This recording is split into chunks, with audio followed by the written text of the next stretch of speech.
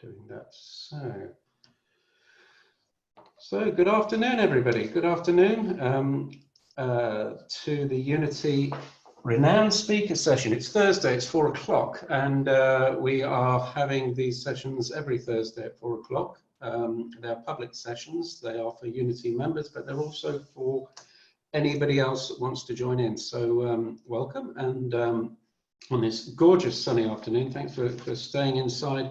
But I'm sure it's going to be worth it, because we saw Julian Maurice talking in physical terms at the Unity meeting at the back end of last year, and he gave a very insightful presentation to us about design, about interior design, and particularly about the application of that within business. Julian is passionate about design being at the heart of your business, so I'm sure that we're going to cover some of that today as well.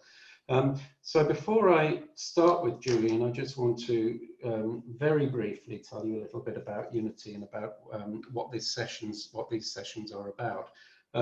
During the course of the next hour, if you keep an eye on that chat box, I'm going to put up a couple of links. One will be a link to the Unity website, which just gives you a little bit more detail about what the Unity membership is.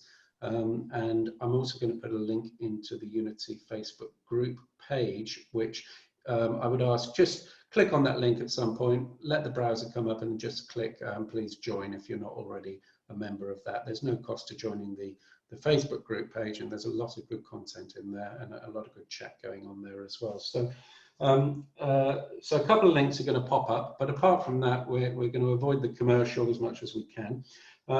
Couple of housekeeping things for people who are not familiar with Zoom, and I noticed when I logged in today to the application, it has actually updated, so it's a slightly different display format to what it has been in the past. But you are all deliberately muted at the moment, because background noise can disturb the conversation, but if you do want to contribute or ask a question and we bring you into the room to do that, then you can unmute yourself. In many cases, if you're on a desktop or a laptop, you can do that by pressing and holding the space bar, and that will temporarily unmute yourself and enable you to talk. So that's that. The other thing, just to let you know, Unity is a paid membership group, and the membership group has been going for about 2.5 years now. Basically, we have a closed forum on a platform called Slack. We talk to each other all the time. We have cafes 3 times a week plus this session, so we have 4 sessions a week.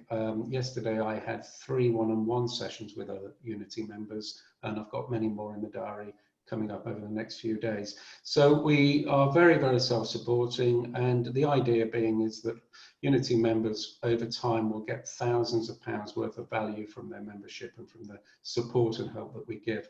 I don't want to talk too long about that, but the membership is £28.50 a month. Clicking on one of the links that I put up, you can join within the space of a couple of minutes. But the important thing is that there's no commitment. So if it's not for you, the most it's going to cost you is £28.50, because then you can just cancel your membership at any time after that. But generally speaking, and I'm sure a few members, if they'd be kind enough to pop up in the chat what they get out of the Unity membership, many of the members have been members for a long time, and they greatly value what Unity provides to them. So enough of that, enough of the commercial promotion, and we're going to start this chat with Julian Maurice. So if you can quick wave, Julian, and if you double click, get Julian nice and big in your screen. This is very informal. Julian is going to talk about his wealth of experience, and I think I'm going to kick him off just by saying, Julian, how are things with you, and you know, what changes have you made in the last few weeks with regard to this lockdown and everything? So the question is, how am I at the moment, and what changes have I had to make during the lockdown? Okay, so just to put it into context, I work for myself and I work from home. So the only real change is that the wife and kids are here, driving me insane. But apart from working, my work itself is I've got plenty to do. May not have as much active work at the moment, clients doing stuff, but I've got courses that I can update. I've got a design guide that I've updating. I'm doing a bit of coaching, starting a bit of a coaching group. I do lots of exercise. So I've got lots of things that I can be doing. In terms of my property portfolio, to put it into context, I built my portfolio. The reason why I built my portfolio is because I had a really tough struggle during the credit crunch, where I kind of nearly lost my business, and I had fear of losing everything, really. And I managed to turn it around. I managed to, play a few clever little financial tricks. Unfortunately, my mother died, so I got a bit of an inheritance as well. So I put money into property, but I did it with the purpose of giving me a security blanket. So it is not, I didn't want to go at it to replace income. I wanted it to be a security blanket in case my income that I enjoy from the work that I enjoy disappeared.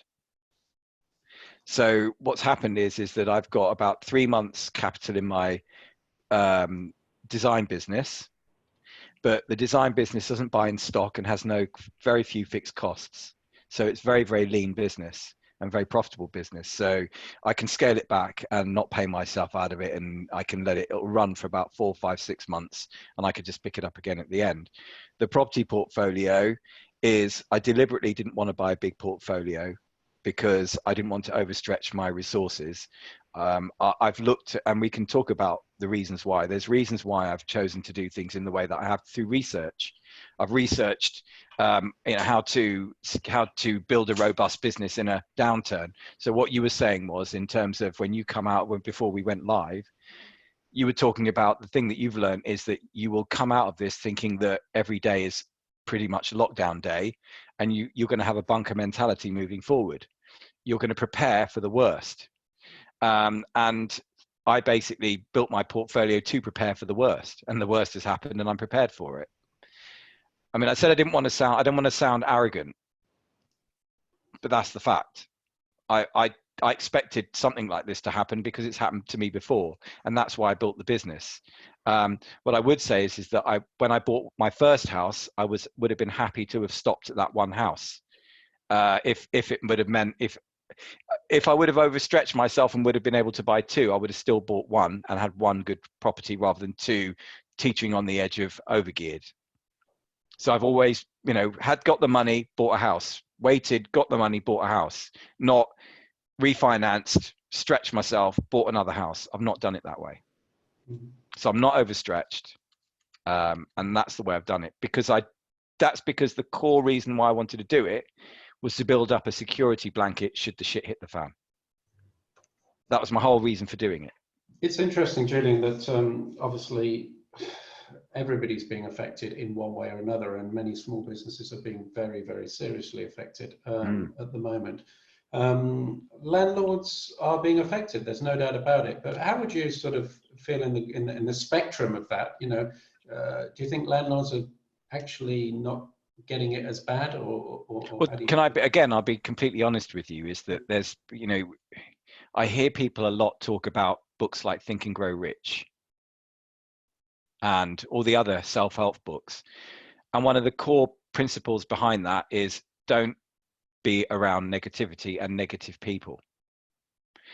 And the moment we go onto Facebook or the moment we watch the news, negativity is pouring into ourselves, and that elicits fear, panic.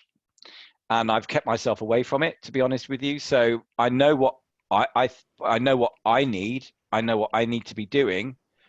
I've put into place what I need to put into place. And if other landlords are struggling, I'm not going to take it on my shoulders because it's negative. I have to stay positive. And that's, I've had to cope with stuff like this before, and I cannot make sensible business decisions, personal decisions, if I'm in a panic or if I'm feeling stress.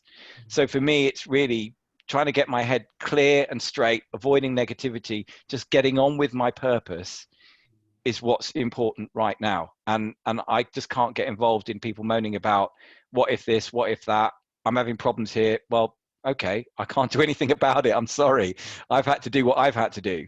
And I've been a bit apprehensive, not apprehensive, but what can I say? I've tried really hard to protect myself so that I have a robust business. I've been attending property courses. I've been hearing people talking about the way that they can maximize their income by getting these high valuations and pulling as much money out as you can. I don't agree with that strategy. And so if people that have done that are now moaning about stuff, I'm not going to turn around and say, I told you so, but that's kind of how I feel, because you cannot if anything happens, you're going to struggle if you've overstretched yourself. But it's a key, if you want to look up, if you're in a downturn, you will find there are going to be businesses that survive and businesses that fail. And if you're smart, you will look at what the businesses that survive do and not copy what the businesses that fail do. And you were talking about, people will remember this. And I see the same mistakes in property being made over and over and over again, because people forget, or they're taught by people that are teaching them stuff that is only relevant when you're in an upswing, not in a downswing. If they're saying, well, buy a property now, it'll go up in price, refinance it, buy again. Well, you can only do that when a market's in an upswing. But when there's an upswing, there's always going to be a downswing. What do you do when there's a downswing? That strategy doesn't work when there's a downswing. And all those people that follow that strategy are the ones that generally go bust, because they followed an upswing strategy, not a downswing strategy. You need to follow downswing strategies, because the companies that survive the downswings and come out on top, those are the ones you want to copy. And that's why I focus on design, going on about design. Because if you study companies that do well in long term, up or down, research has been done over many years, and it shows that companies that are design centric always come out of a market better than businesses that are not design centric.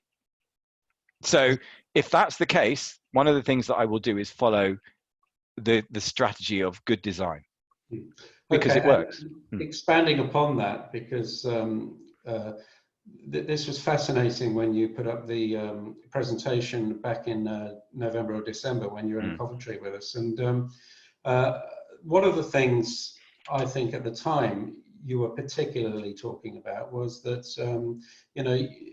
your market positioning was such that you attracted the best tenants. And of course, at the moment, many landlords will be in a situation where some of their tenants will be looking for rent holidays, not paying rent, perhaps losing their jobs or whatever.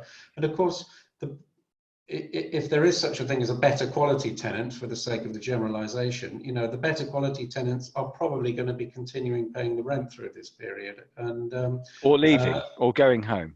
Yeah, and you're very much into HMOs. You're very much into designing very, very high-end or well-designed HMOs. Let's put it that way.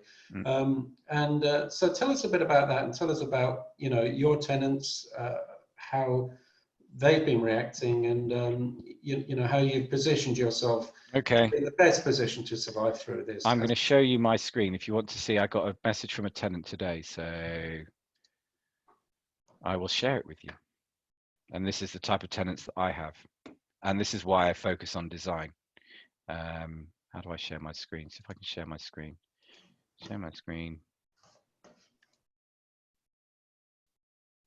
Bear with me a second. Here we go. If it's embarrassing, sorry about this. Anyway, so last text. So good morning, Julian. Just FYI, I have transferred for May's rent in advance this morning. We live in uncertain times. That's one of my tenants. I've paid you May's rent this morning. So I've been getting all my rents in. I've had one tenant that's left. He told me that he'd left. He sent me photographs of the room because he's had to go home to his parents. He's left the room clean and tidy. It's not going to kill me because I'm not paying a cleaner at the moment. So actually the loss that I'm making from that room is not really lost, because I'm not having as many outgoings at the moment, and the tenants are kind of happy to clean at the moment. So I've not got any problems. But this is why, again, we're kind of going at it from the top, from the arse backwards. If when I've studied successful companies, it says that companies that focus on design do better. There's a reason for that. And the reason being is because they get better customers. Better customers tend to be more loyal. Better customers tend not to default and not pay. That's why well-designed companies that focus on design always do better when times are bad. So I followed that principle, and sure enough, that's exactly what's happened when things have gone bad. So I followed a very simple rule. And by following that rule, what it says will happen has happened. Just like when you read Think and Grow Rich and it says, do that and that will happen. It's a very basic principle that successful people do. If you do that, you will be successful. If it says that out of a market of 1,000 companies, the companies that tend to do twice as good as everybody else are the ones that are design focused, then focus on design and you'll do well. That's the results. These are the results that happen, like I say. And then once you understand that design is important, then you go, okay, who are the best designers ever? What do they do? What are their principles? How do they work? And so I've studied the best designers in the world and found out what they do and then applied what they do into my product. And sure enough, the results happen. It's just it is very, very basic, and it's been tried and tested. It's been analyzed, data collected. It just works, and it's so simple. And yet I never hear people talking about economics.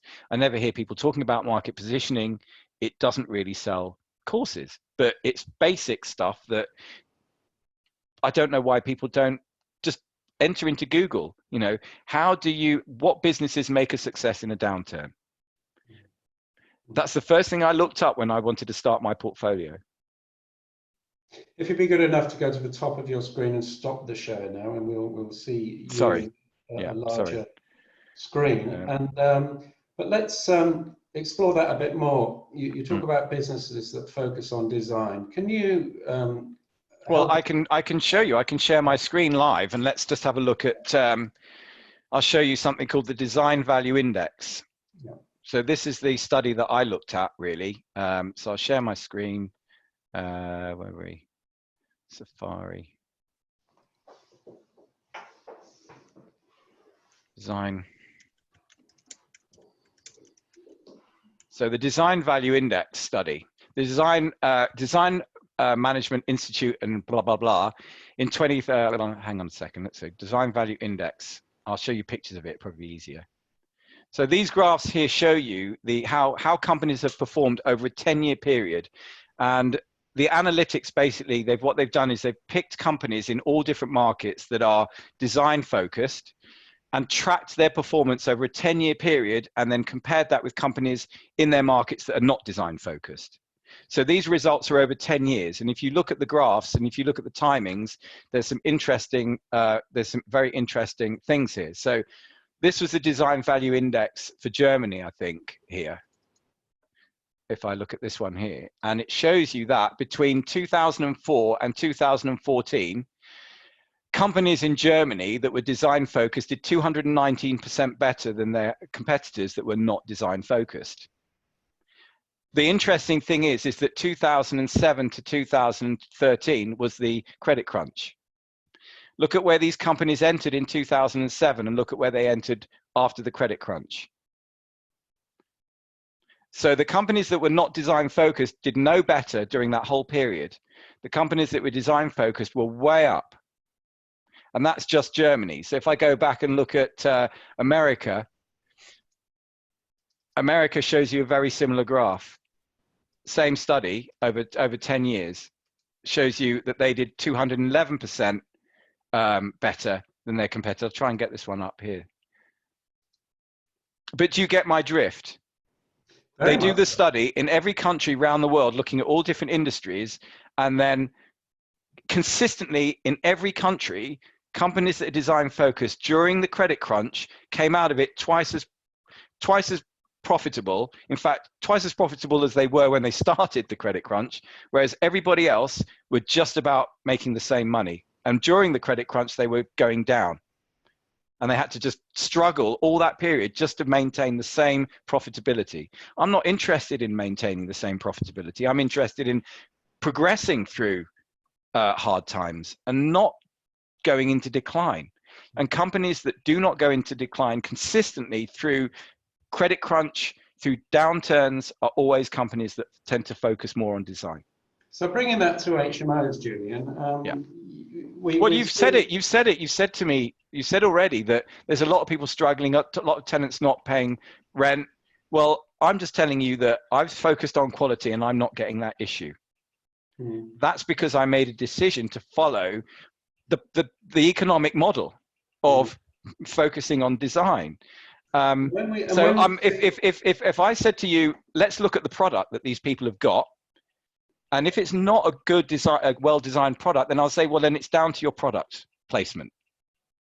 And when we see pictures of that you've put up on of some of the projects that you've done, they're appealing and attractive. The color schemes look great. They look like a little bit more effort's clearly gone in. I think we can come on to the additional cost, if there is any, in regard of that. This question always comes up about additional cost. But the main question, really, Julian, here is the question about when you say design focus. It's not just about color, is it? It's not just about the soft furnishings and everything else. Okay, I'm going to now lead you on to another very interesting thing that I came across when I was looking at design. Okay, so this is just I go through the research. What I wanted to do was, once I understood the value of good design, then I've gone and entered into Google who are the best designers, who's the best interior designer, who's the best product designer, who's the best etc. designer. And there's only a handful in any industry that are recognized globally, okay? So I've looked at these designers and then thought, okay, do they have anything in common? And I found that all the greatest designers in the world follow a very simple set of design rules. And I'm going to share the rules with you now. So I'm going to share my screen again. Let me just get it up on the screen first. Now, you can ask me questions about this if you like, but this is all you need to know when it comes to good design, because this is what, if there's a a kind of system to design, then this is the system that Apple used to design their products. So if Apple used this system, then it's got to work. You don't even have to argue with it, okay? So I'm going to share with you these principles now. Just bear with me a second. And then if people want to analyze these principles, because I've gone through them and analyzed them to hell, okay? So you can see these principles of good design here, 10. Good design is innovative. Good design makes a product useful. Good design is aesthetic. Good design makes a product understandable. Good design is unobtrusive. Good design is honest. Good design is long-lasting. And good design is thorough down to the last detail. So pretty much all of my houses have been designed according to principle, not to fashion. They're all designed according to principles. And everything that I do comes from, I kind of analyze it through these principles. And if you want to deep dive into these, because they're really interesting, because there's more to them than meets the eye. It's easy to say them, but understanding what they mean is a different thing altogether. And when you understand this, and it's not just interiors that work in this way, by the way, it's music. So pop songs, for example, they need to be easy to understand. That's why things that get in your head always become a hit, because they're easy, simple. Customer service journey. When you go and phone something, if you've got a problem with something, what's the product, what's the customer journey? This is where this stuff comes into play. This is why Steve Jobs was so focused on this, because it's all about creating the experience, making it simple, making it easy. And people try to overcomplicate things. They don't look at this first, but everything works in this way. Everything. I mean, you can plonk these into pretty much anything to do with business. Your website, how does your website work? Well, we've got to put loads of stuff in it. Well, is that going to make the customer journey any easier? You've got to look at things in, this is all you need when it comes to design, but understanding them, not just going, okay, fine, because these are incredibly powerful. It's like the 10 Commandments, there's loads of religion, but actually forget religion. If you peel it all away, there's really only some very basic principles that we need to learn to be good to each other. Same thing with design. Excellent. Mm. And just coming back to a question, Julian, Yeah. if you'd like to unshare your screen again, thank you. You may be able to read it yourself from Gareth on the chat there. Can you see that? I'd like to ask what design furnishing required for mid-range HMO and Yeah, I saw high-level. that. I was hoping you wouldn't ask that question. So let's go through this question. Right. I'd like to ask, because it's not one question, it's like loads all in one. So how long have we got? I'd like to ask what design furnishings required for mid-range HMO and high-level HMO rooms.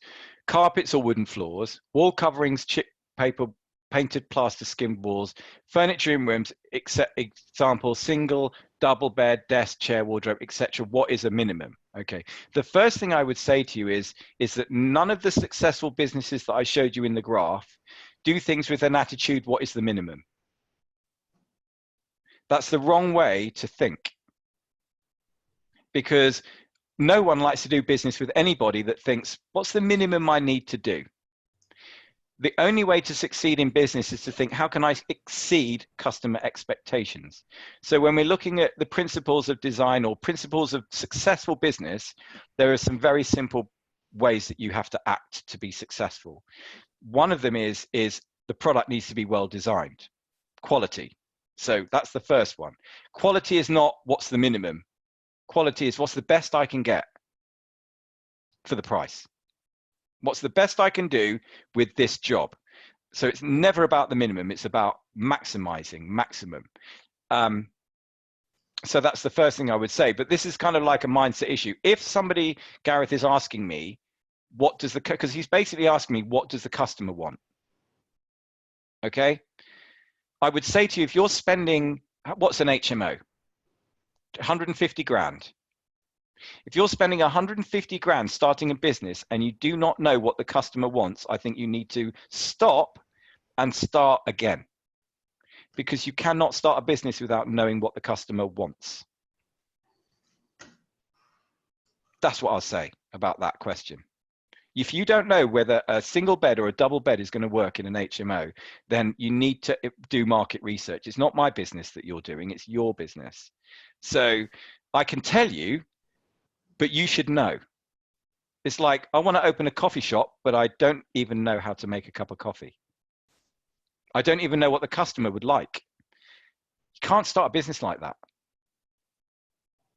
And this is the mad thing about property, is that until recently, that's not been the question, and that's not really been the important question. The important question is, how can I maximize my investment? How can I make as much money out of that product with doing the minimum amount of work possible?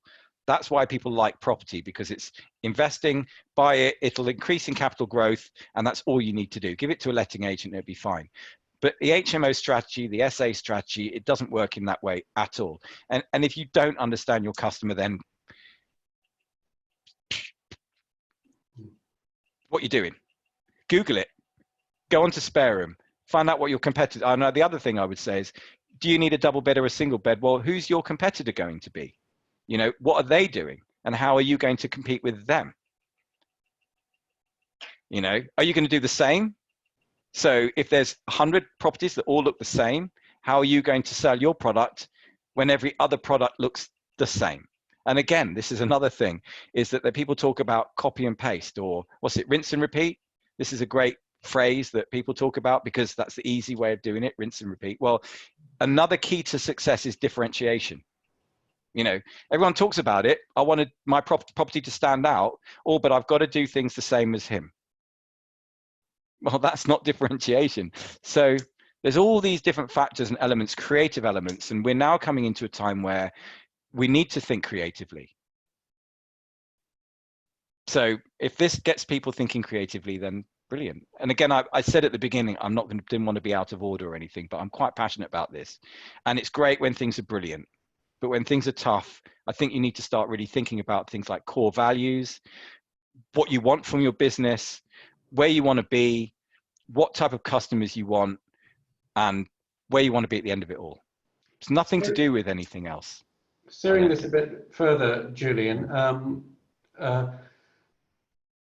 there is, or potentially when people see your photos of your things, they might say, well, that's all well and good, but you know, that would be very expensive to do a whole HMO of 6 rooms looking like that. No, this is the mad Do thing. you think it's expensive to make the HMO look the way you do? Well, I mean, this is the mad thing. I've just shown you a graph that shows you that design-led companies over a period of 10 years outperform their competitors by 200%. Now, that is profit over a 10-year period. And we're talking about maybe spending an extra 500 quid on a room to get a 10-year performance 200% better than your competitors. To me, it's totally illogical thinking in that way. Because to me, if companies that spend more on design make so much more if you look at the difference in price between a quality product and an average product in any market space, the price differentiation to create the product is minimal. The profitability is massive. That's where the 200% comes in. So if you look at Dyson, for example, they've over-designed their product, but they have a hairdryer that costs 500 quid to buy retail. Yeah, their reputation for design obviously ups this price, but there's no way that product costs, well, let's say their nearest competitor's hairdryer is 80 quid, right? The guy that has made the hairdryer for 80 quid's probably paid 40 quid to build it. Dyson have maybe spent 100 quid to build theirs, but they're selling it for 500. So they've spent more, but they're making more. In property, what happens is that it's the sums have to be added up over a much longer period of time. And it comes down to voids, durability of the interior, durability of the design, how attractive it is after a long period of time. So on my Facebook post, on my Facebook page, you'll see a client of mine, David Dixon, who I did a job for him about 8-9 years ago. And he's saying to me, Julian, the design that you did is still selling strong today after all this time. And that's the value of spending that bit extra on the design. 10 years later, it's still selling, it's still making money. This is why IKEA do so well, because they don't change their designs all the time. The designs are robust, strong, they last.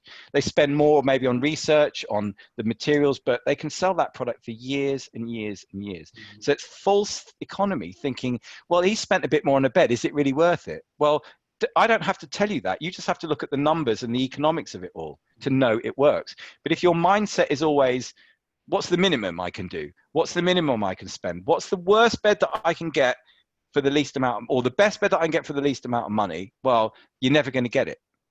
You'll always be a middleman, a middle person. You're not going to strive for excellence. And you have alluded to a figure there, even though you pulled it out of the air of £500 a room. No, in some cases it's cheaper. Yeah, because I don't put in en suites into my properties, so I up the spec in different ways. So I'm actually probably spending a couple of grand less on every room than everybody else. But let's just stick with that figure for the sake of the example there, because if you're doing a 6-bedroom HMO and you're doing a full conversion on one, it may be costing you, with building and everything, refurb and everything, it could be costing you 30 to 40,000. All right, well, let's just give you another example of how this works. 500 more per room is less than 10% of that, which would be what you would put in for a contingency in any case. So, you know, we're not talking about a great deal of money more, are we? Well, the other thing is as well is what's the difference in retail price of the product when it's finished? Yes. So, you know, if it's maybe worth £50 a month more, yeah. Then, so, and also if it lets straight away, rather than it being sitting on the market for a while, then it's paid for itself pretty much within a month. So we've got Gemma asking there, do you put aside a percentage of your monthly profit for maintenance of interiors? No, I don't. I've got a reserve fund, but I don't put a percentage away because I've got a reserve. Gemma, would you like to come in and expand on the question at all? I can unmute you here. Hi, Gemma.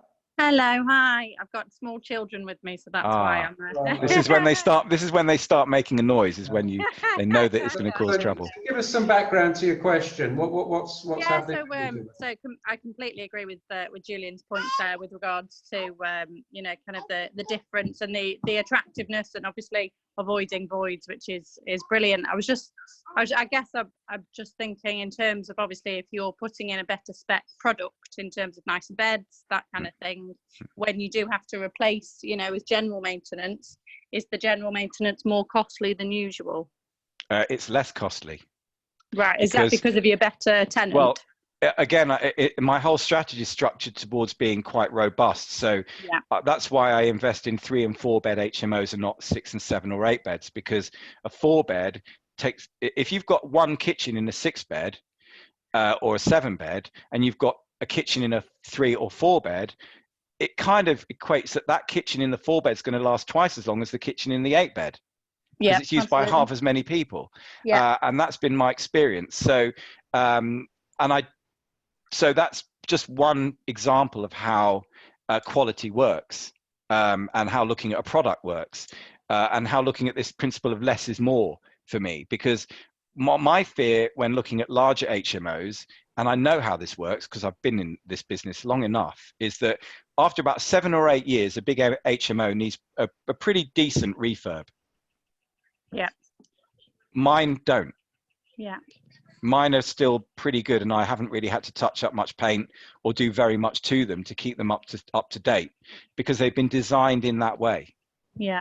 I use fitted furniture that's very simple in its design, very much like IKEA furniture, because again, IKEA furniture, look at the lack shelf, look at the Malm chest of drawers. They've been selling those for 30, 40 years.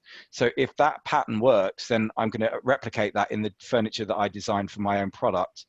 I put in fitted furniture because, I don't know about you, but I've come across lots of old houses that I've had to strip out where there's still fitted furniture in there that's still bomb-proof, that takes quite a bit of hammering to get out. So that for me works really well. And everything is built to last 20 years. So maintenance-wise, I just have to tickle it. Okay. And because I've got better tenants, they don't damage it as much. Yeah, you haven't got problems with the wardrobes falling apart. Yeah, and so for me, if I've got a 4 bed, to me, it's not a race. It's like the tortoise and the hare. The hare will make more money up front. You can show some great figures up front, but as it starts getting older and more tired, it gets harder to rent rooms. There's also competition to factor in. And then after 8 years, you've got a full refurb to do, and you haven't got enough money to do it properly. You've got to sell your business. Yeah. Not in it for the short term. So I'm happy to see people show off about how much they're making right now and how much they pulled out of their refurb, and they can do it again because they're making infinite ROI. But I know in 8 years' time, they've overgeared their portfolio and they're not going to have enough money to do the refurb. They're going to have to refinance again if their assets have gone up. So they're going to still be in a kind of neutral profit position. Yeah, going around in a big cycle. Yeah. There's no point in it to me. It's not robust, and it's certainly not the strategy that robust businesses take.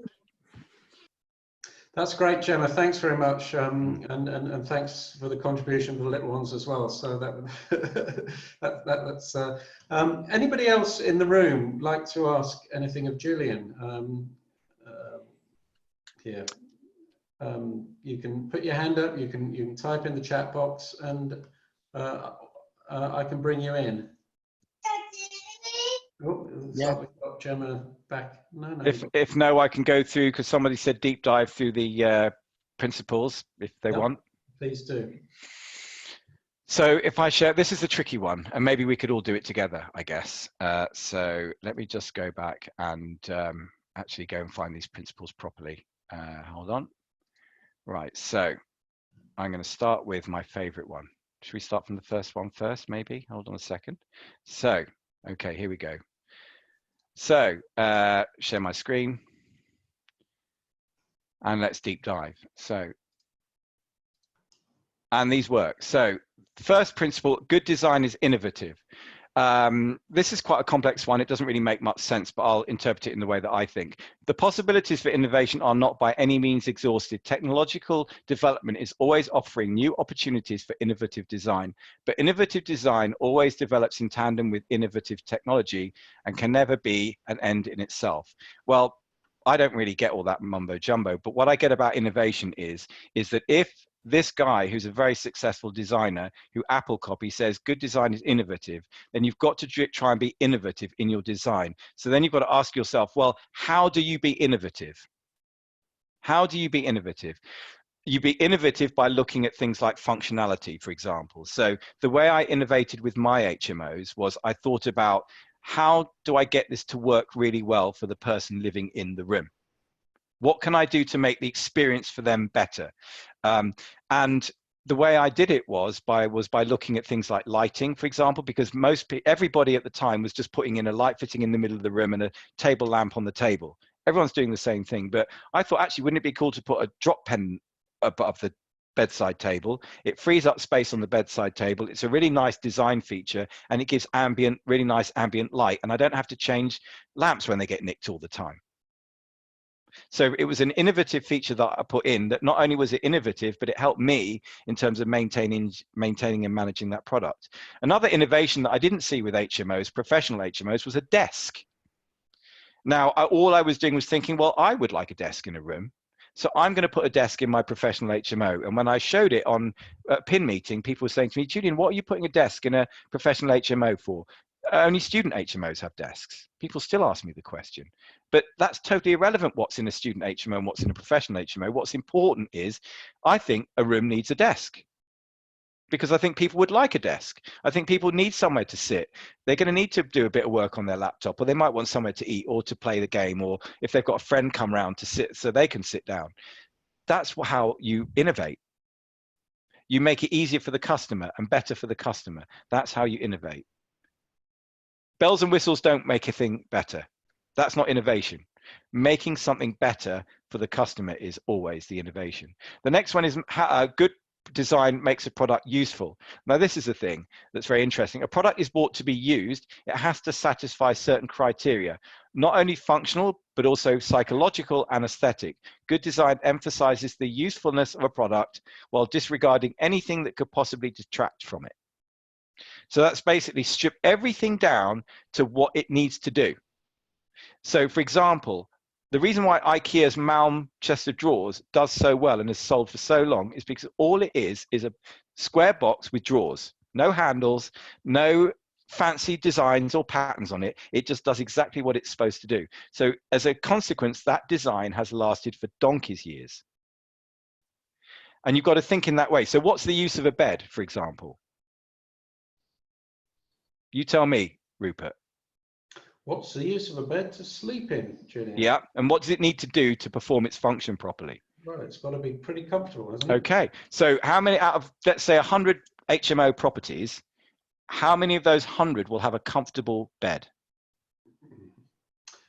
Well, that's a very good question. I can't give you a number, but I'm certain that I've certainly lay on mattresses that don't. Well, I'm asking you from experience. Yeah. As an experienced property person, if you went to 100 HMOs and you laid on 100 beds, out of 100, which would you think, well, this is quite comfortable? No, probably less than 10. Right. So that shows you that that's why in industry, only 10% of businesses really do well and succeed well, because they are thinking about things from this perspective, from the customer's perspective. When you start thinking about things from its use, what is the use of that object? You're thinking about what the customer is going to do with it. Not how cheaply can I get it? What's the minimum size? It's what's it supposed to do, and what's the best bed that I can get that does its job properly. Comfortable bed. How many out of 100 living rooms in HMOs, how many are going to have comfortable sofas? What is the purpose of a sofa? So if you think about things in that way, you design better product.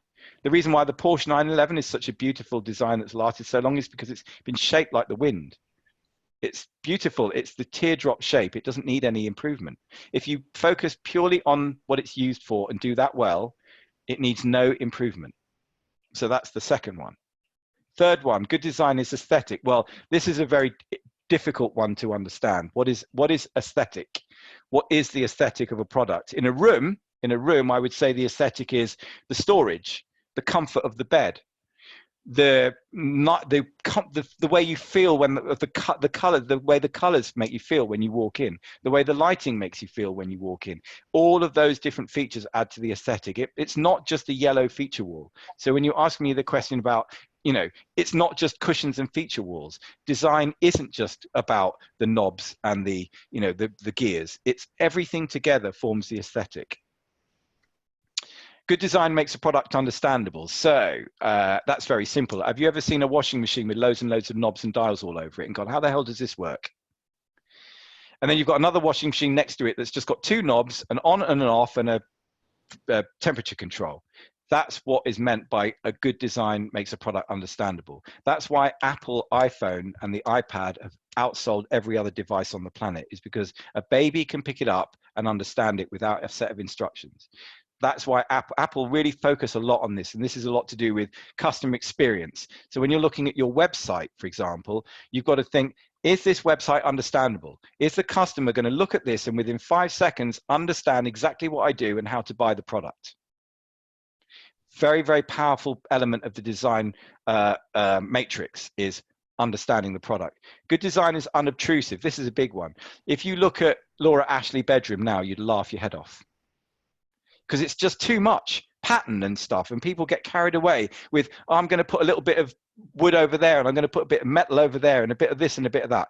That's not great design. Great design is very, very simple, and it does what it's supposed to do. It's not there to do nothing most of the time. There is cushions, but cushions have a function. You know, for example, you might say, well, what's the purpose of that big orange cushion you've got there? All it is a bloody orange cushion. Well, for me, it makes the photograph stand out on the page when people are looking at it on spare room. So I like to use bright colors because it has a function. For me, the function of the bright colors is to grab people's attention. So that's the function. Good design is honest. Well, this is, as anyone, what's the thing where people post a really nice, attractive picture of themselves on a dating app, and then when people go and see them, they don't look anything like their picture? That's dishonest product placement, selling a product. People will use other people's pictures to sell their product to get them through the door. That's ridiculous, because people are going to be, what's the word? Not dissatisfied, but certainly they'll be, it won't be to their expectations. So there's no point showing them something or telling them that it does something when it doesn't, because that's dishonest and you'll never make a business that way. 7 is good design is long lasting. So this one here, this is the most interesting one that a lot of people get wrong in design-led. They think they're design-led, but they don't follow this rule. Good design is long lasting. It avoids being fashionable and therefore never appears antiquated.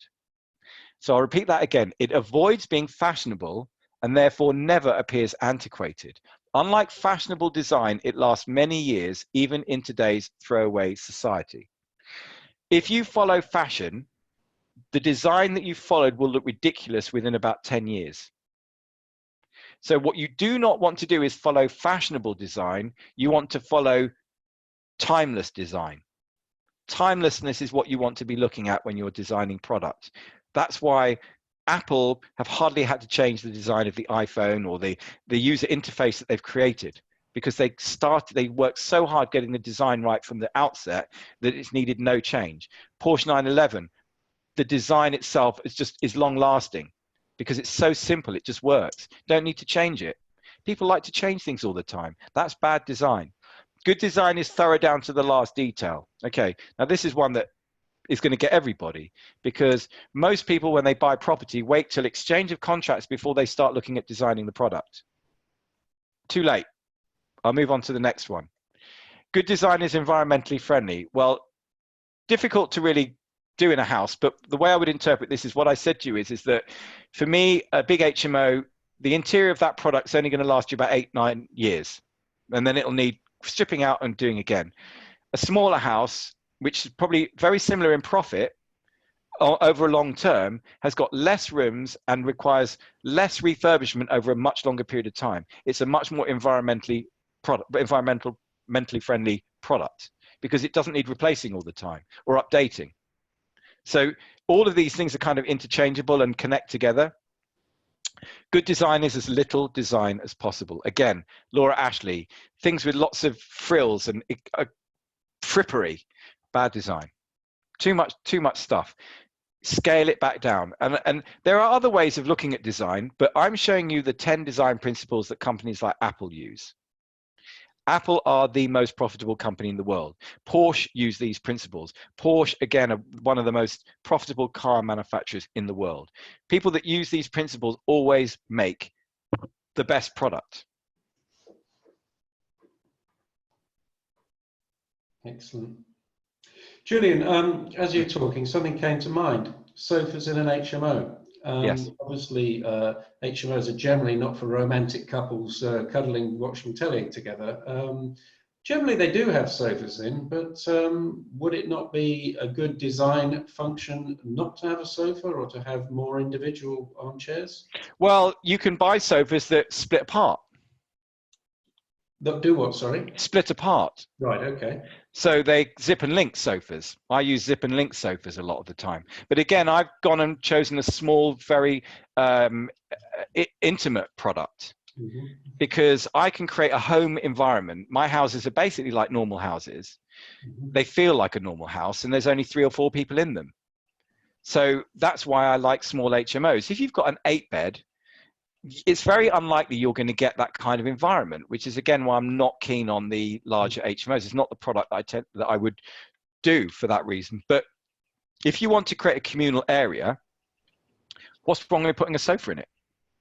As long as you've got other seats that you can use, what's wrong with putting a sofa in it? Because not everyone's going to be using the living room at the same time.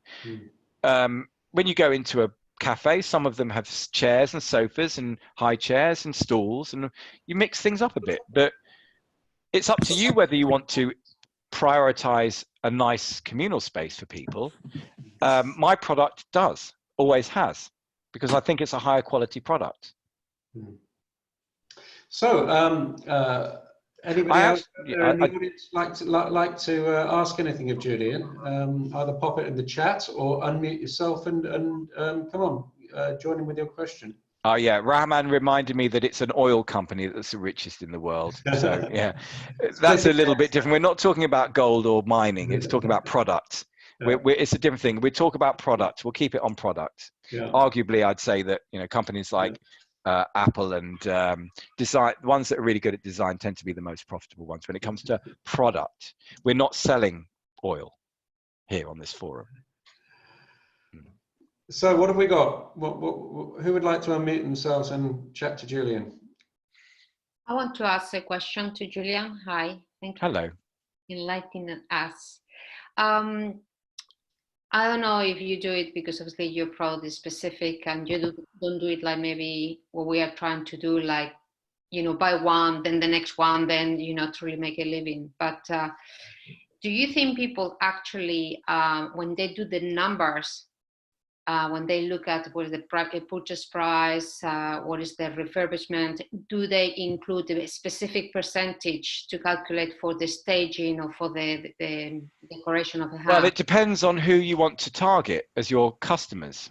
You have to decide who you want your customers to be, where you're going to pitch your business. It's not down to your budget, it's down to who you want to attract as a customer. So if you're going to, it's like saying, well, if you're going to for a job interview at HSBC at board level, are you going to buy a good suit or are you going to buy a crappy one? What can you afford to buy? If you want the job, you want to get the job, then you've got to do what's necessary and get the tools and buy the tools necessary to get that job. So if you want to get a certain customer and be assured you're going to get that customer, then you've got to think, well, what does the product need to be, or what do I need to do in my service or my business to attract that customer? I do understand that, Julian. My question is more to do with, like, do you use a specific standard percentage to really build up your numbers to see, it's like, yes, it's affordable or not, including, like, imagine if it's a premium product. Yeah, okay. So that's a really good question, but really difficult to answer because every property is different. So what I tend to do is I tend to buy properties that have got a good roof and are quite sound inside and that have double glazing. So I don't like to spend money on high price items that don't affect the sale price. So for me, if I was to buy a house that was in really, really bad condition, that had a really bad roof, it would compromise the budget that I would have to spend on furniture. Fair enough. So I tend to go that way because you can always borrow the extra from the bank over 20 years on an interest-only loan at a low price. So I'd rather buy the better house, pay a bit more on the better house that's got the better roof and the better windows, so I can use more of the very low cost borrowing money to create a better product that's aesthetically better. The other thing that I do is things like look at, is an ensuite necessary for me? You know, if the model, everyone says you've got to have an ensuite room. Well, you might have to have an ensuite room in that type of property, but you don't have to have an ensuite room in that type of property. So if I avoid having to put 3 ensuites into a house and I can just use the existing bathroom, that saves me about 7 grand. Well, that 7 grand can be put into better doors, better carpets, better fitted furniture, everything. You know, 7 grand is enough to spend on really going to town on quality, on door furniture, on everything like that. And that's how I tend to do it. I spend more on things that I think the customers would prefer, rather than what the letting agent thinks the customers would prefer, because that's just basically what's coming through the door all the time. I mean, before the iPad came along, who knew that iPads were going to be popular? You know, sometimes you've got to kind of think outside the box and do things differently just to see if they work, and not just follow blindly what everyone else is doing. So Gareth has asked again about the budgets there. I tend to pay, like I say, you know, there's a lot of people talk about back to brick, en suites. I don't go back to brick, I don't do en suites, and I don't do heavy structural refurbs. So I focus on quality of the fixtures, the fittings, the kitchens, the flooring, the door furniture, the little details, the really nice fitted furniture, really efficient use of space, nice TVs, digital streaming services, good quality customer service, and all that, and it makes up for it all for me. That's great. Anybody else? We're coming up to the hour mark. Was that okay? Did that answer the question? I've kind of tried to think creatively and outside the box, and spend less. I know the answer, because I understand it's very difficult, and it will be as well depending on how good you are in finding good quality furniture for a price. Are you good at auctions? Are you good at, you know? No, it's not. All this stuff is available off the shelf. I buy stuff from the same places that everybody else buys stuff from. I don't really do anything really any different. It's just that I don't follow the kind of big business HMO with en suites. I've gone for a model that doesn't require all that. So it's a lot easier. And actually they do say that in robust, in hard times, smaller businesses find it easier to adapt. Adaptable product always does really well as well. So how adaptable is a large 8-bed HMO with all en suites? It's not. It is what it is. My product is I've created an adaptable product, which is cheaper to create. That's more. It's all part of that that creative thinking process. It's got to be a creative thinking process where you think, well, I can't afford to do it that way. How can I do it in a different way? It just involves creative thinking. Investors don't make good creative thinkers. So maybe have an hour's conversation with me, and we can have some creative thinking. But I would say I'm looking forward to do that. Cool. Well, it's just you've got to start thinking a bit more creatively to have an edge, really, I think. And but even you know, I mean, we had a really good chat the other day, and if anything, you might be guilty of overspeccing your properties. Do you think? But there is a reason for that. I'm not talking about you, Julian, but Leticia. She's done some fantastic. Sorry, she's Julian, it's on me. in Hartlepool. And, okay. Yeah. It depends how you're going to overspec it. I wouldn't overspec it on things like real marble worktops or jacuzzi baths, for example. As long as you're spending the money on things that are going to make it last longer, then I haven't got a problem with doing that. But if you're just spending on things like flashing lights and blue inset LEDs around the edges of ceilings, and you know what some people do, that's just, there's no reason for it. It doesn't add anything to it. It's just like putting go faster stripes on a larder. Do you know what I mean? But there's nothing wrong with, I mean, mine are way overspec'd, but as a result, it's going to be years before anyone catches up. So that I haven't got a problem with it. I have another question, which is more to do with renting furniture. Obviously, if you have an HMO, you have to leave minimal furniture, or if you are renting to somebody like in SA, But if you're using it just as a staging, do you normally rent furniture from these companies that you can rent it for a period of time, or what do you do? What are you staging? Are you staging an HMO, or are you staging a No, development? it's Well, like a house. okay. But So no, are you talking about the staging, or are you talking about the furniture? I'm talking about for me, are the same. No, the staging are things like the cushions and the furniture. You're not taking the furniture out. The furniture stays. In an HMO, maybe I'm talking more in a house that I've done. I stage it, I put absolutely everything, including furniture, and then I take it out to the next one. So I was thinking that maybe in the future, if I go to different parts of the world, of UK, I will have to actually rent it with an eye. Because where do I put it later on? I prefer to rent houses. I've only got one set of staging items for every picture that I've ever done. So I can show you how it's done, and it looks like you've staged every room different, and you've bought loads of staging. If you're saying to me you put it in and you take it out, then that goes against one of the principles of design, which is good design is environmentally friendly. It's not environmentally friendly to buy a load of stuff only to have to take it out again. It's pointless. So why do it? Can I show you how I do it? Shall I show you how I do it? Would you like to know? Okay. Are you all right with this, Rupert? I'm very much. Okay. I've So I'm seen going to just the tissue staging. It's very, very attractive. But I'm going to just share with you my screen. I just have to, because this works in a really weird way, but I'm just going to show you something. Let me just show you some properties. So let me just show you some photos. Okay, so I'm just going to try to share. I'll have to share my whole screen. So I'll just share my whole screen. So I'm going to share my desktop. If there's anything embarrassing there, just I apologize. We just laugh. Yeah. So here's bedroom 1. I'll just show you bedroom 1. Bear with me a second. Bear with me a second to find bedroom 1. So here is bedroom 1. Sorry. You have the same lamp in one. Bedroom 1. So here's bedroom 1. Okay. So look at the dressing items in this bedroom. So you'll see there's a picture with some bugs on it, a picture here, 2 green pots, a little green lamp, a wooden pot. It's one of those games with, notice what's missing in the next picture. Okay. There's a orange book and a green little thing on there and 3 cushions. Okay. And a green throw. You've seen that. Okay.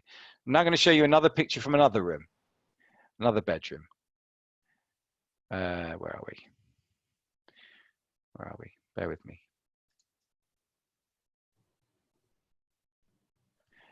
Same lamp, same book, same books, same picture, same stuff. It looks pretty. I'll go to another room. Same plant, same picture, same book, same cushions. I'll go to another room. So basically all I do is I have the same stuff I use in different combinations in every picture that I've ever taken in all of my properties. Okay, and there's a question come up on and that. And most of the stuff comes from my own home. Yeah. There's a question come up on that, Julian.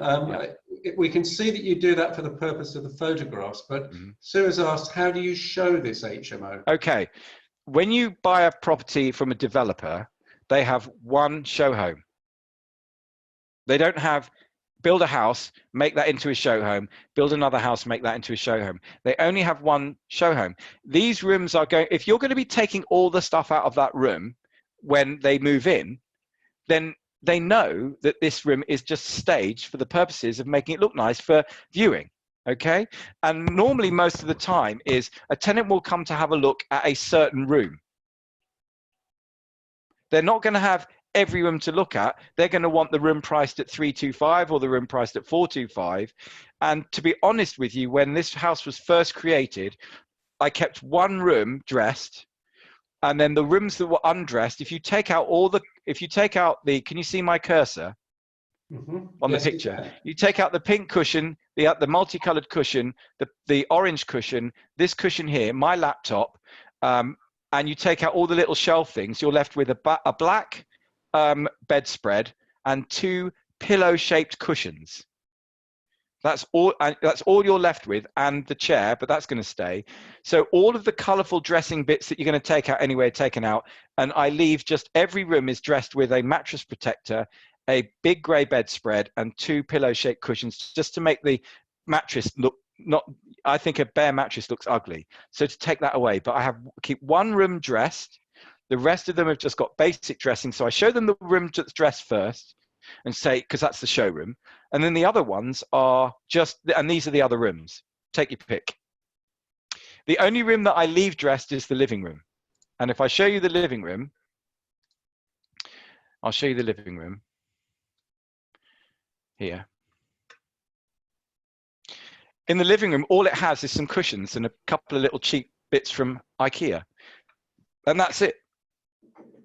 There's nothing else there to dress it with. So a house doesn't need a lot of money spending on it to dress it. It needs to be photographed well for marketing. It needs to have one room well dressed. It needs to be all my design is focused around the fact that if you do a good job on everything else, it doesn't need dressing to make it look good, because it's been designed looking at function, comfort. Those are things that you experience when you move in. And those are the things that you discover that you don't like when you move in as well. So if you make it look great, but you've not made a comfortable bed and you've not put in a comfortable sofa, then all the money that you spent on dressing, you still haven't focused on the customer experience, which is what's really important. So like you were saying, it's not just about cushions and feature walls. Definitely isn't about cushions and feature walls. It's about comfort, security, the feeling that you get when you walk in. The cushions are going to come out.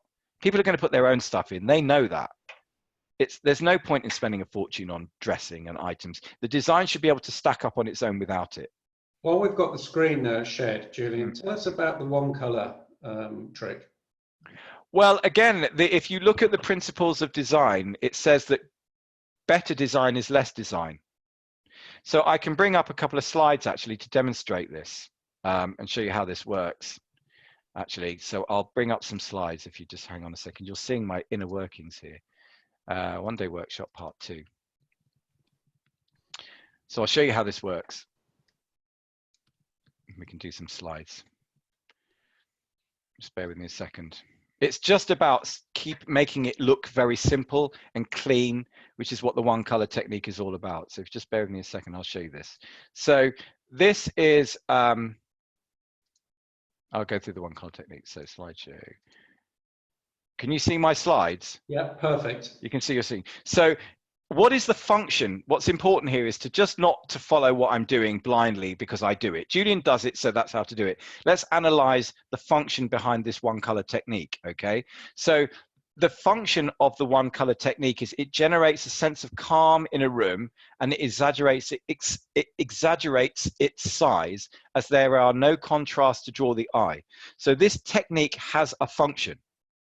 And the function is to simplify the design. And if the best designers in the world say, don't oversimplify, don't overcomplicate design, then this particular decorating technique follows that principle to the letter. And this is another thing about this technique is there's a great historic precedent for using one color on both walls and woodwork. It is popular in contemporary settings as it creates a strong and clean look. So that's the function behind it. So this is the normal way people paint a room. And we were talking about differentiation, okay, and innovation. So innovation is about doing things differently. And innovation can be as easy as just not painting the doors white. That's innovative. It's a little thing. It's not, innovation can sometimes be the smallest thing. For an example, for me, one of the best innovations is the volume knob that also turns a radio on at the same time. Someone had to invent that. It used to be a button to turn it on and a volume switch. Someone thought, why not do it all as one? So that's innovation as well, simplifying it. But that's the one color technique. There is no white woodwork. That's the one color technique. That's quite dark, but it just shows you that there is no differentiation between woodwork and wall. It's just one color. Here's some other examples showing you colored painted walls that are also done in the one color technique. The toilet on the left, if you see the skirting board, is done one color to the wall. People always ask me, well, what about the paint type? Oil, eggshell. You can get oil, eggshell mixed in the same color as the emulsion. So if you've got, let's say, jade green emulsion on the walls, you can mix jade green, oil eggshell.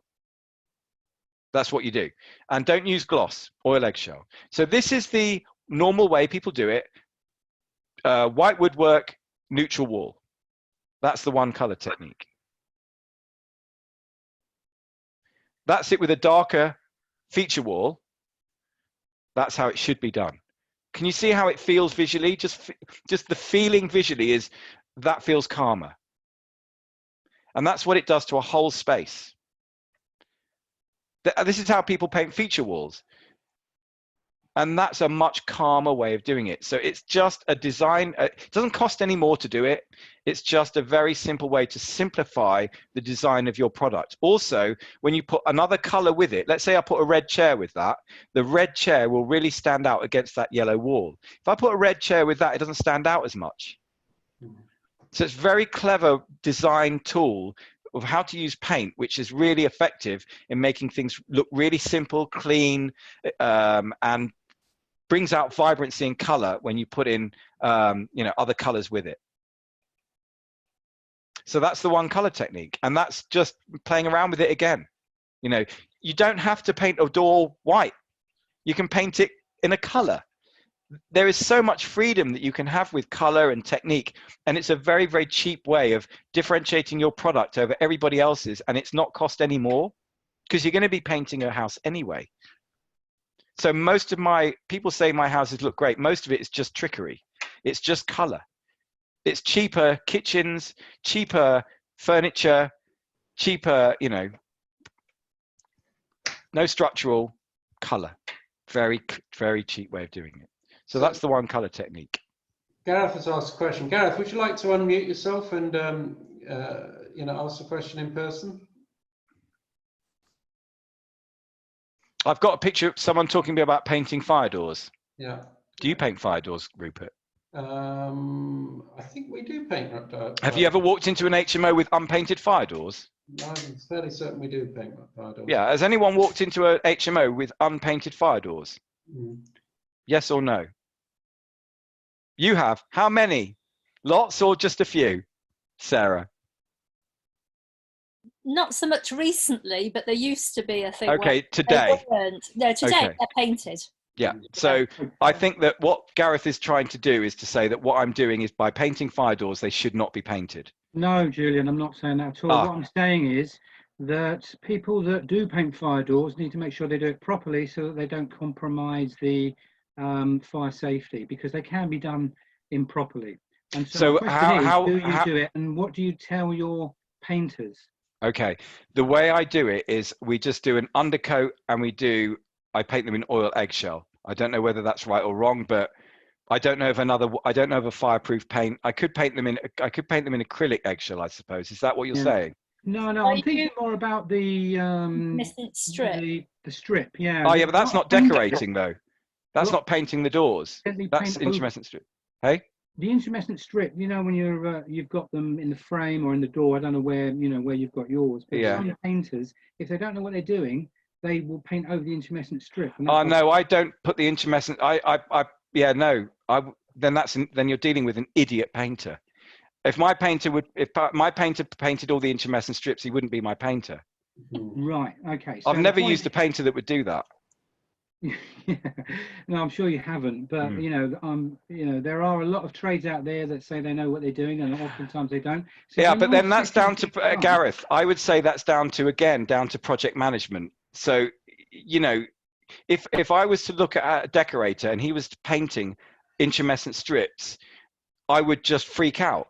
Yeah, and anyone should do, but just aesthetically, if he's painting intumescent strips, what else is he painting? He's probably painting light switches, door handles, and everything. I'd be freaking out. Okay, my point was though that you are aware of it, obviously, and you just make sure that the painter that you're using is aware of it. You've used them for a while, so I imagine that they know this stuff. But if you're using a brand new person that you've never used before, it's a good idea as being a project manager to make sure that they do know, as one of the checks. I would say that if you're using okay, if I didn't know anything, I would It's a difficult one because I've never come across, I always try to find recommended decorators and people that are fairly good. And if you've not done it before and you're using somebody that's bad and you don't know they're bad, it's a difficult one.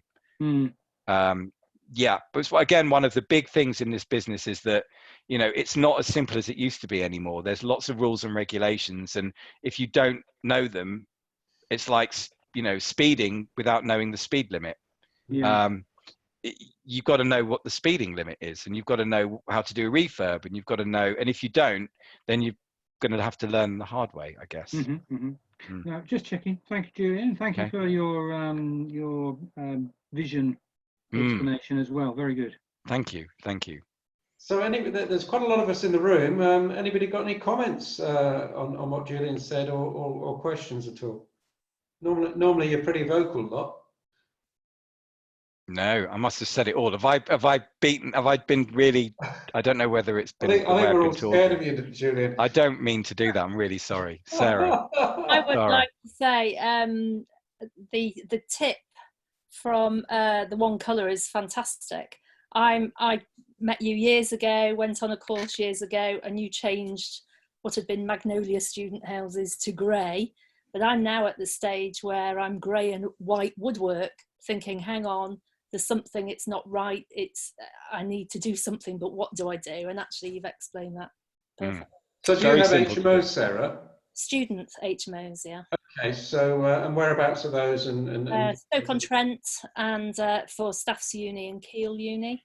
Yeah. And then I've actually got one in Nottingham, which I've just refurbed last year and actually changed everything around. And through sort of knowing Julian and what he said, I've actually had such an increase in the rent for students. It's empty at the moment. I've only got students moving in September, unfortunately. So I imagine being in students, you're in a similar sort of size of building that Julian's talking about. You're looking at 4-bedroom perhaps? They vary, 3 to 6 beds. Okay. The interesting thing about when you increase your rental value is that your fixed costs for you know that even if you're creating a better value product, once it's done and once it's finished, the fixed costs tend to be the same as your competitors. So you have a better quality product with the same fixed costs. So if you're making, let's say, you know, on average, I think the average room makes about a couple of £100 profit a month, doesn't it? So if you're making an extra £50 a month per room times 5, you're making more. You've added literally another bedroom to the house, and you've probably made each room about 40%, 40% more profitable. Well, of course, when you talk about those costs, I mean, utilities is probably you know, one of the major costs, and the cost of heating a place absolutely would be exactly the same. Yeah. Whether you spec that place for a lower rental or a higher rental. Yeah. So all uplift in profit is any uplift is pure profit. You know, if my rooms are 550 and your rooms are 450, I know that your costs are the same as mine. So I'm making literally, every room £100 more profit than you are, and you're only making £200 profit. So I'm making 50% more profit than you are, because I know your costs are the same. Yeah. That's the thing about property, is the higher quality product only costs you more at the beginning. It costs you less as you move forward. And one question I see repeating itself again and again and again, and I do wonder what your thoughts are on this, whether or not there is a definitive spec. But what is... There is a definitive spec. Well, I'm talking about Wi-Fi now. Is there a definitive Wi-Fi solution that HMO providers should be, you know... Well, all I would say is that if you didn't have good Wi-Fi, you're not going to have happy customers. So again, it's about how does a HMO need to function? How does a service accommodation need to function? And how can you be innovative and make it better? Well, you know, one of the things that I've noticed is that when people start a refurb, they will have their electricity connected, they'll have their gas connected, they'll have the water connected, but they won't have the broadband connected. They'll wait till right at the end to get the broadband connected, and yet broadband really now is as important as electricity. So I get the broadband connected the moment I've completed, because I want it fitted, I want it live, and I want to test the system. And I do integrate other things into the house. I integrate the heating system into the internet as well. So I will connect the broadband early on because I want to control how the system is connected and fitted in the property. I personally think the way to go with Wi-Fi, if it's a large project, is go to a network engineer. Get them to spec it, get them to supply the bits, get them to do the first fix diagrams for the electrician. So the electrician will first fix where the electrics need to go. And when it's all first fixed and everything's painted and decorated, and your decorator's gone and painted the intermittent strips, after that, you can fit ceiling mounted access points that look so cool, by the way, because they've got these little blue lights in them, little blue halo lights in them. So they look really cool. And they beam the Wi-Fi signal from the ceiling, from the top of the house all the way down. And you have this massive, great network that you can connect all around the property, and you don't have to have different networks, and you can control it. And I would go down that route. I'm not a network engineer, but if you want a good network, get a network engineer to do it. It's obvious. And I think you're referring to something they call a mesh system. Yeah, mesh system, yeah. So a system that they would use in a large shop or factory or open space or anything like that. If it's a big and one. my understanding of a mesh system, because I've got one in my house, is that rather than sort of moving from one access point to another access point, where your mobile or whatever will actually drop one and pick up the new one, with a mesh system, you never lose. Wherever you're walking around, it just kind of moves around with you. Or buy all your houses next door to each other. Yeah. Because then if one Wi-Fi goes, they can use the next door one, which is what I do. Okay. I'm not sure that the lenders are that keen on that, are they? No, but I've actually got Netflix. I've got one Netflix, one Now TV, one Disney Plus, one, and that one Netflix account I use on all the properties because it allows 5 users. So instead of having 5 users, I've got 5 property profiles. So each house, when you log in to Netflix, it'll show all the houses, and you just log into the house. So it's really cheap. You can have lots of services across all your portfolio if it's not big, or you can still balance it out. So you can offer loads of services and mesh them between all the properties because it's all in the cloud. So there's so many cool things you can do with Wi-Fi broadband and stuff like that. So are you able to join us with your voice and just mention your comment? Always good to hear from you. What was it? No, I just say that I've got, I liked his Wi-Fi where he had it up, shared it with the rest of the world. I thought that was rather clever. Now I've got a problem in that I can't get Wi-Fi to work in my HMO, which is a big Edwardian semi. Sorry about the background noise. Let's get rid of that. Yes, I've got a big Edwardian semi, and it defeats routers without, hard wiring. So I might try this mesh system. It's much difficult it's not nice to retrofit it, unfortunately. It's not my house either. I lease it from a friend. So it's not easy. If it's going to be done retrofitted, then I would look at the BT Whole Home system. I use okay. Does anyone else use it? Yeah, I've got a few of my larger HMOs, even actually a couple of the smaller 3-beds. I've got the Virgin package with the TiVo TV on the 3. No, I can't have Virgin. No Virgin in the town. Yeah, but it works with all of them. It works with BT, any of them.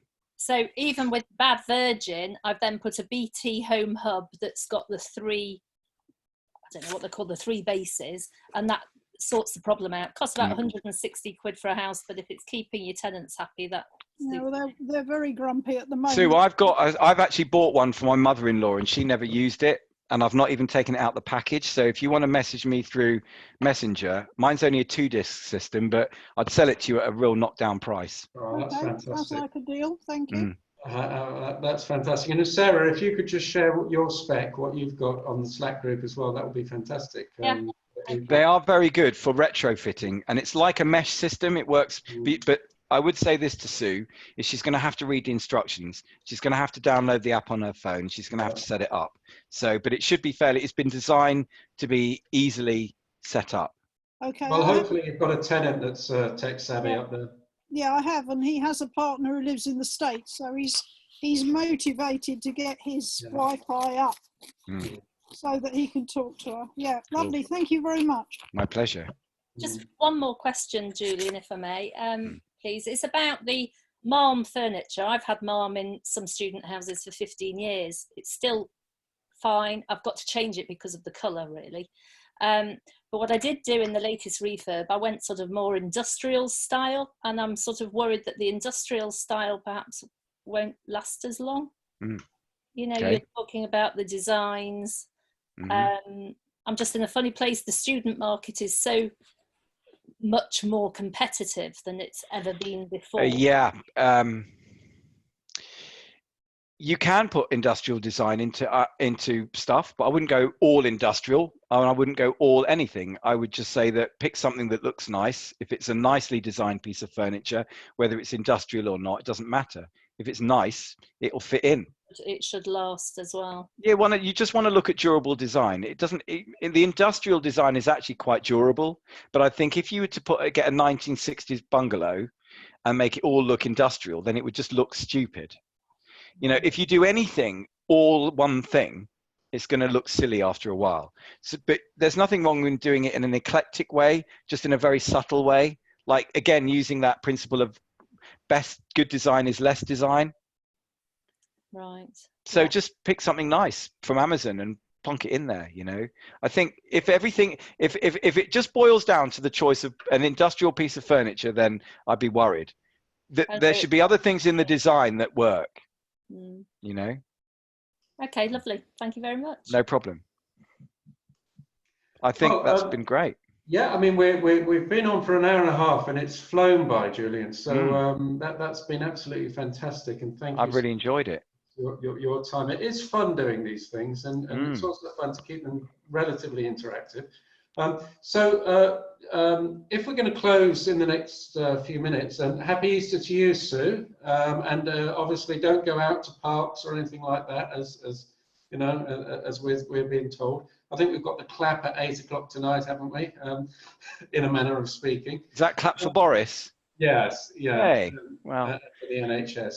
And in fact, I think they're expanding it to all the people who are out there doing key roles. But there are a number of people on here who are not members of Unity, and I've popped up a couple of links. Please take a look at those. Tomorrow morning, 10 o'clock, we've got our Friday cafe, which is always good fun. We had a great turnout for the Tuesday cafe, and no doubt we'll have that's just growing all the time. And then I've got something quite exciting to announce for our renowned speaker session. We're going to mix it up a bit and do something a little bit different next Thursday, which is still in the planning stage, but hopefully I'll be announcing that over the Easter weekend. So can I ask one little favor?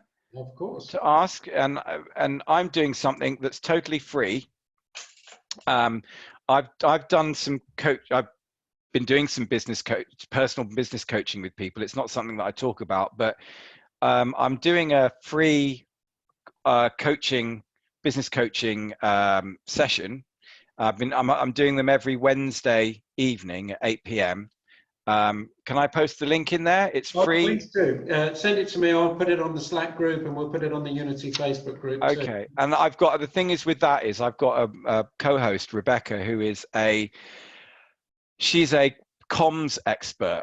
So she works with global brands and board directors on a global level, and deals with business to business and internal communication. And she's like a global expert. And she is a friend of mine. And she's also a qualified and postgraduate business and personal coach. And so we're using the opportunity of, while we're in lockdown, to just talk about the kind of basic coaching issues that people have to come across normally, which is things like staying in your center and how to communicate your business to your customers effectively, and so on and so forth. And they're just really an hour's training and an hour's going through people's problems and talking about them and things. So we're doing that every Wednesday night, and it is free. And I think it's going to be really, really cool. Well, that's perfectly coordinated because Unity doesn't have anything on a Wednesday night, and we Really? haven't pre-discussed that. So wonderful. So I'll give you the link. I'll post it to you on Facebook, and Yeah, let me have the link, and I'll make sure it goes on the Unity Facebook And group. it's just for fun. There's no selling. I'm not doing mastermind. I'm not selling anything from it. But it's just really two people that I think we got a lot to offer people in terms of bit of coaching through this tough time, and I'm just happy to do it really. Okay, well, thank you everybody for coming in from the sunshine and joining us. And you know, it's great to see you all and great to hear. And I look forward to cafe as ever. So see many of you at 10 o'clock tomorrow morning. Thank you very much. Cheers.